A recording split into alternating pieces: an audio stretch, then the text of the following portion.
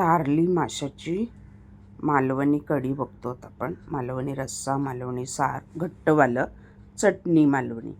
तारली माशामध्ये omega 3 भरपूर आहे, calcium भरपूर आहे आणि चवीला अप्रतिम. थोडेसे पोटाजवळ बरेचसे काटे असतात, बाकीमध्ये एक काटा असतो, पण याची चटणी अप्रतिम लागते. फ्राय पण चांगले लागतात, पण चटणी खूप छान लागते. खवले खूप असतात त्याच्यावरती, तशी मच्छी काटेरी म्हणायला हरकत नाही.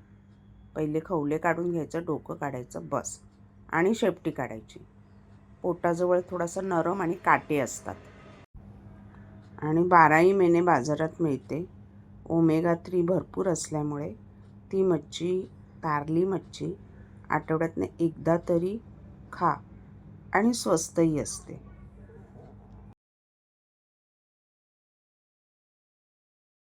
साफ केल्यानंतर आहे ना, जाडं मीठ साधारण 1 ते 1.5 चमचा भरपूर असं त्याला लावून मिक्स करून ठेवायचं.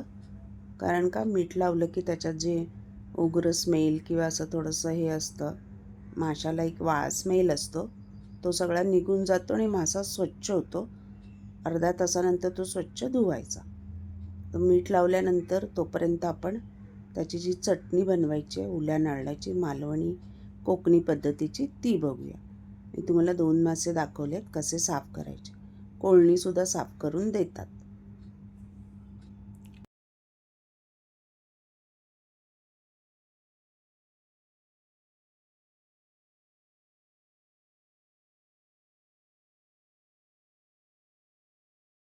ओलं खोबरं एक अर्धा नारळ, म्हणजे छोटा अर्धा नारळ. तुम्हाला चटणी किती हवी त्याप्रमाणे ओलं खोबरं घ्या. एक 10-12 लसूण पाकळ्या, मोठीवाली लसूण आहे. अर्धा टोमॅटो. नंतर बेडगी आणि संकेश्वरी मिरची मसाल्यासाठी माझ्याकडे आणलेली होती, ती दोन्ही मिळून मला वाटतं 10-1 असतील. हळद पाव चमचा, मेथीदाणे पाव चमचा, 1 चमचा धने आणि 1 चमचा बडीशेप. त्याच्यानंतर त्रिफळं वापरणार आहे मी. काळी मिरी एक 7-8, त्रिफळं एक 5-6 त्रिफळं गावावरून आणलेली, मीठ चवीनुसार. त्रिफळं बाजारातही मिळतात. खरं तर बांगड्यात घालतात, पण मी सगळ्या फिशमध्ये त्रिफळं घालते, कारण त्रिफळांचा ना एक अप्रतिम स्वाद येतो मच्छीला. आज आपण कैरी घालणार आहोत. बाजारात भरपूर कैऱ्या आल्या आहेत आंबटपणासाठी.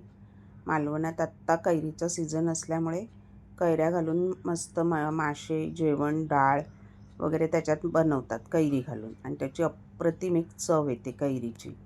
तर कैरीची वरची स्किन काढायची, बारीक फोडी करून घ्यायचा. एक छोटा कांदा घेतला आहे फोडणीसाठी. कढीपत्ता भरपूर घेतला आहे. मी याच्यात कोथिंबीर नाही वापरली आहे, कारण मालवणात सगळ्या माशांमध्ये कोथिंबीर घालत नाही, कारण ती दरवेळी मिळतेच असं नाही, बाजारात गेलं तरच मिळते. आता एक अख्खी कैरी घेतली आहे मी. वाटण थोडं, आपली चटणी जास्त आहे त्यामुळे, कारण तारली पण आपली जास्त आहेत. आंबटपणा छान असा चमचमीत त्याच्यामध्ये आला पाहिजे. आता कोकोनट ऑइलमध्ये ठेचलेलं लसूण 5-6 पाकळ्या छान अशा त्या परतून घ्यायच्या.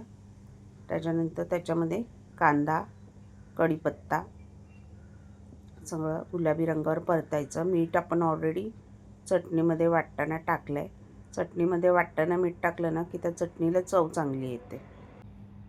छान परतून झालं कढीपत्ता की आपलं वाटण जे मिक्सरला वाटलं आहे आपण, ते त्याच्यामध्ये घालून छान असं ते पण परतायचं. आणि नंतर मिक्सर धुवून तुम्हाला घट्ट पातळ किती हवं त्याप्रमाणे पाणी ॲड करा.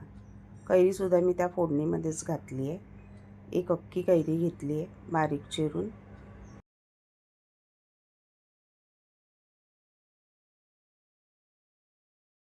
छान असं मीडियम टू हाय गॅसवरती वाटण परतायचं आहे. मी चटणी बनवते आहे, त्यामुळे थोडी घट्ट बनवते आहे. तुम्हाला कशी पातळ हवी त्याप्रमाणे. पण तारलीची चटणी आहे ना, घट्टच ठेवा, म्हणजे भाकरीबरोबर, चपातीबरोबर मस्त खाता येते, चव अप्रतिम लागते, आणि राईसबरोबर पणही खाता येते. आता त्याच्यात चांगली ती उकळली की तारली सोडायची आणि अगदी 2 मिनटं तारली शिजवायच्यात, कारण तारली जास्त शिजवली की कुस्करतात रश्श्यामध्ये. आणि अगदी नाजूक हाताने, म्हणजे चमच्याने ती अशी रश्श्यामध्ये बुडवायची, हलवायची. कारण मासा कोणताही असू दे लवकर शिजतो, आणि मग तो जास्त हलवला रश्श्यामधला की तो कुस्करतो.